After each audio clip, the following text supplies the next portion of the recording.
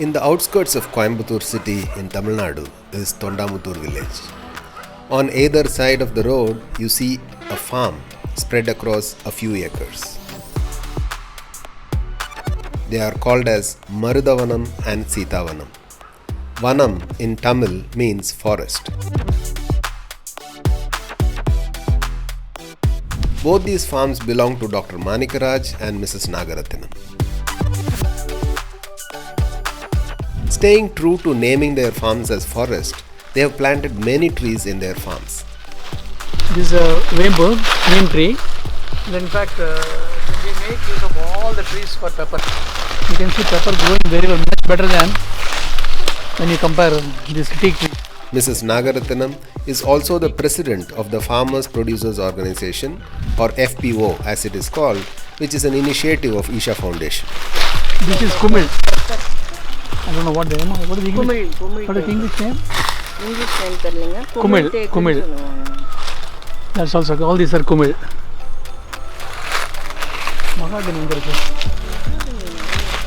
The earliest they had planted were teak and neem trees, over which they have trailed pepper climbers, which have started yielding now.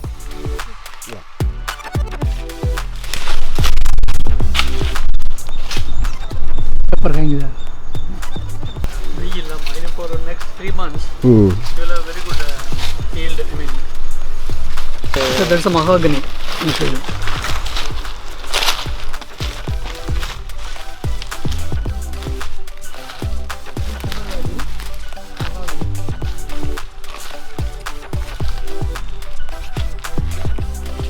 Not as tough as.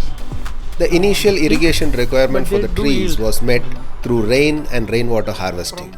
They had made many trenches across the flow of rainwater, which helped in holding more of water post the rains. That is Sita. Sita.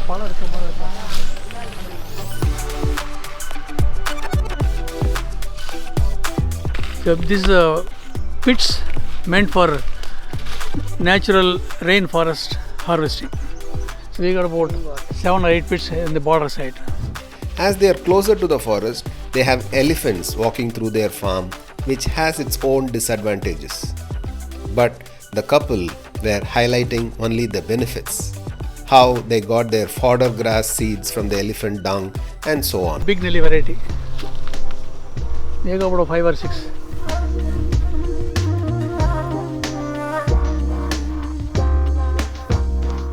I think they all came from the hill. And the elephants brought them. So when they put the dung, you get this all through. And now this is good enough for all our cows and goats. They also have naturally growing forest trees in their land.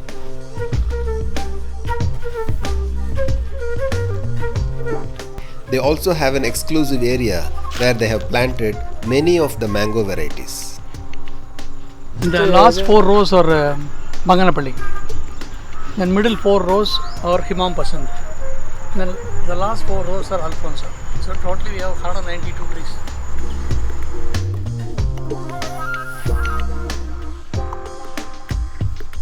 This is a Clidicidia which is planted in between 2 mango trees in a row, and the roots fix nitrogen which is absorbed by the roots, terminal roots of the adjacent mango trees. Their newly planted coconut grove has papaya and other vegetable crops in between them. Chilean brinjal. Peacocks. Whatever peacocks they leave. Complete. We spend a lot of money for drip irrigation. 2 varieties. One is Karpuravalli, Kadali. Kadali is very popular in Kerala.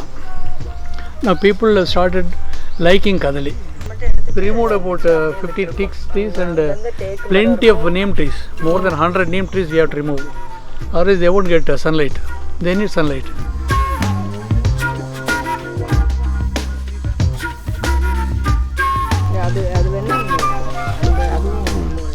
they also had a few lemon trees which had come up on their own without even them planting it.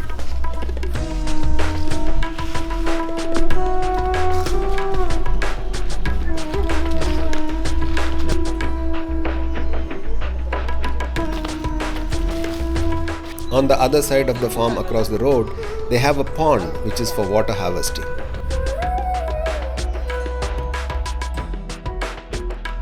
They have coffee plantation too. No, these are planted about 20 years back.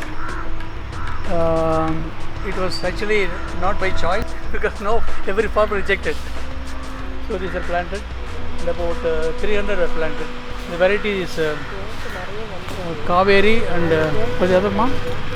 What is the other variety? Robusta and Kaveri. When every other farmer had rejected that coffee won't grow in the plains, they took it as a challenge and planted Kaveri and Robusta varieties. Now they have been harvesting for the last few years, which is sufficient for their own consumption.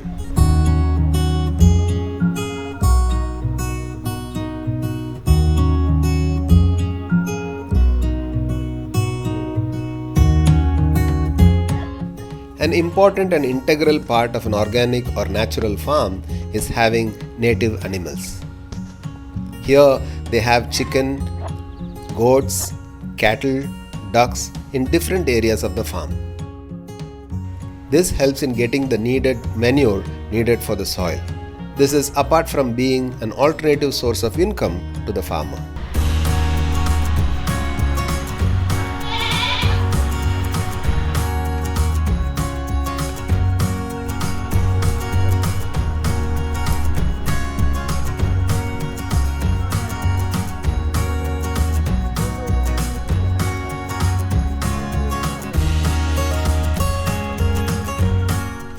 Here they have set the goats and cows in such a way that their urine gets collected in a tank.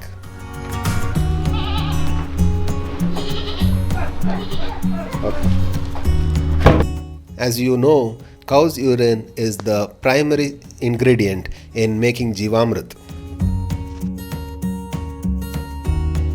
They raise their own coconut saplings in the nursery, and the excess are also sold to those who ask.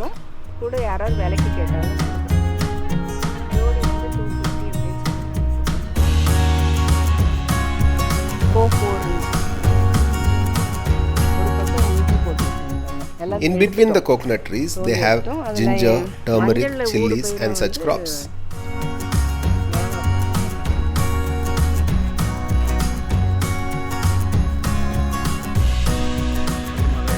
When there is insect attack, they spray 3G mix, which is a mixture of chilies, garlic and ginger.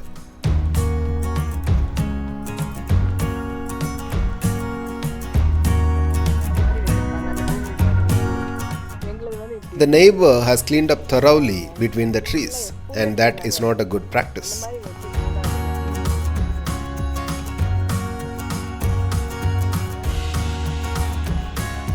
In between tall coconut trees, we have lemon trees, and in between short coconut trees, we have cocoa.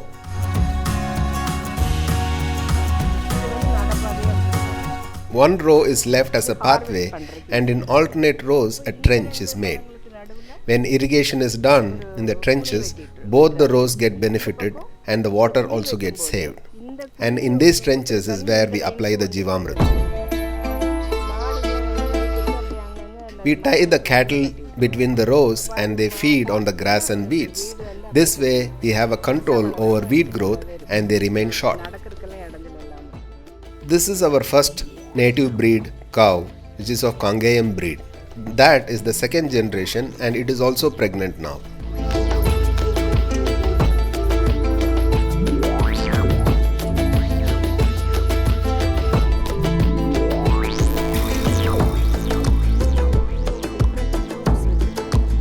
We also have other fruit trees in between the coconut groves. Egg fruit, avocado, jackfruit, fig, pomegranate, guava.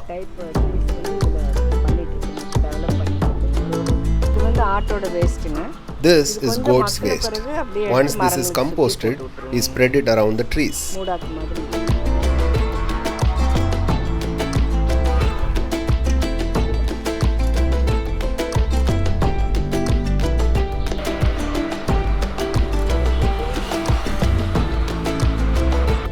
They have an outlet in the farm itself which sells their farm fresh produce. They also sell value-added products like turmeric powder, dried mango, etc.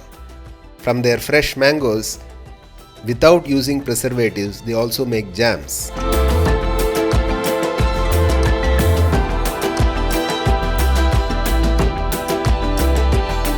Although 15 years back, when the couple actively involved themselves in farming, they faced lots of failures and challenges, today they are completely happy that they took this step of becoming natural farmers.